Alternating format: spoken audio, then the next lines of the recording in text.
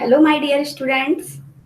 हम लोगों ने लास्ट टाइम में डिस्कशन किया था रिप्रोडक्शन की डेफिनेशन के बारे में। हम लोगों ने डिस्कशन किया था इसी का एक जो टाइप था रिप्रोडक्शन एंड एनिमल्स। एक्चुअली हम लोग उसके अंदर डिस्कस कर चुके थे asexual reproduction.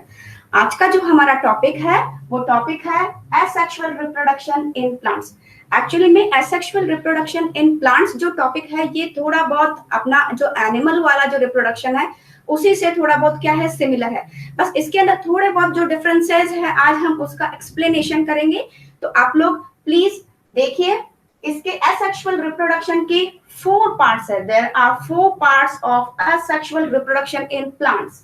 Number 1 is fission, number 2 is buds like adventitious branches, number 3 is fragmentation, and number 4 is spore formation। जैसा कि नाम से ही हम लोगों को समझ में आ रहा है, हम लोग रिवीजन कर सकते हैं। Fission, what is fission? Actually इसके अंदर क्या होता है, टू सेल्स जो होती है वो माइटोटिकली डिवाइड हो जाती है। इफ यू रिमेम्बर, हम लोगों ने अमीबा के बारे में हम लोगों ने डिस्कस किया था, बिल्कुल वैसा ही कुछ एल्गी, फंजाई, मोनेरा। मोनेरा में लाइक हम लोग बैक्टीरियाज वगैरह की बात कर सकते हैं।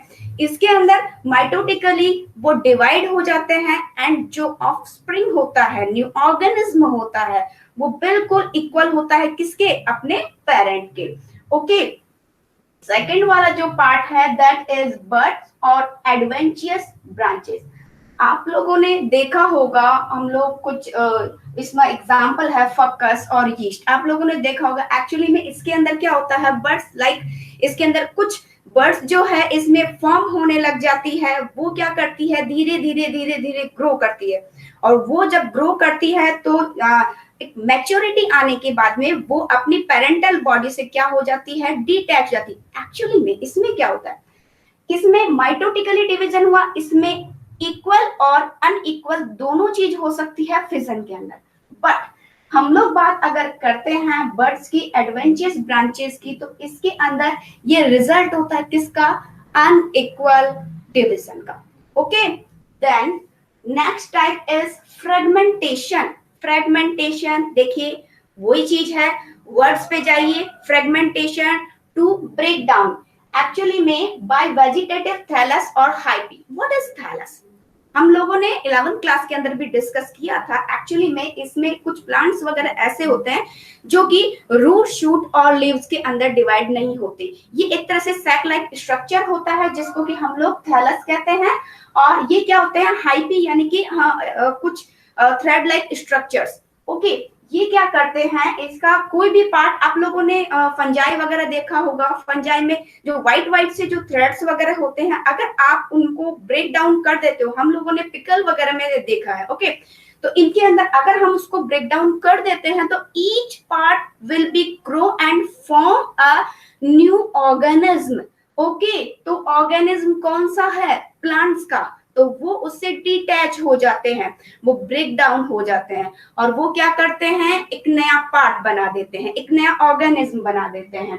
तो हम लोग बात कर सकते हैं थैलस और हाइपी, इसके कुछ एग्जाम्पल है जिसमें यूरोथ्रेक्स और स्पाइरोगाइरा। और अगर हम लोग फंजाई का एग्जाम्पल लें तो हम लोग ले सकते हैं राइजोपस। यहाँ पे एक डायग्राम शो किया गया है आप लोगों के लिए। एक्चुअली में ये बिल्कुल एक पार्ट है, किसी भी प्लांटलेट का पार्ट है। और ये जो पार्ट है इसके मिड में एक सेप्टा बन गया है। सेप्टा क्यों बना है? सेप्टा इसलिए बना है ताकि ये जो पार्ट है ये दोनों के दोनों पार्ट को क्या कर सके, डिफरेंट कर सके, इसको ब्रेक डाउन कर सके। और जब ये यहां से ब्रेक डाउन हो जाता है, then each fragmented part will form a new organism and these organisms are called as new offspring. Okay, then number 4 is spore formation. Spore formation, spore formation के अंदर एक्चुअली में अपन हम लोगों ने लास्ट टाइम में भी स्पोर फॉर्मेशन के अंदर हम लोग डिस्कस कर चुके हैं। हम लोग किस में डिस्कस कर चुके हैं? एनिमल्स के अंदर। ओके, जो यूनिसेलुलर एनिमल्स है, जो लोअर एनिमल्स है, उसके अंदर हम लोग स्पोर फॉर्मेशन, तो आप लोगों को याद होगा, if you remember, then I said that in unfavorable conditions some spores are formed. there are two type of spores in plants, okay, which number one is zoospores and number two is conidia. What are zoospore? Actually में zoospores वो होते हैं जिसके अंदर two flagellas or we can say that cilias are present. ये क्या करते हैं, ये जो स्पोर्स जो होते हैं ये डिस्पर्स होते हैं थ्रू द वाटर, और वाटर के थ्रू ये क्या करते हैं, एक जगह से दूसरी जगह ये क्या करते हैं, स्विम करते हैं, एंड फेवरेबल कंडीशन आने के बाद में ये अपने आप को जर्मिनेट करते हैं या एक न्यू ऑर्गेनिज्म में अपने आप को फॉर्म करते हैं. But in some terrestrial region, some terrestrial areas there are no swim particles or no flagella or no cilia are present in some spores. These spores are called as conidia. ये जो conidia होते हैं ये light weight होते हैं.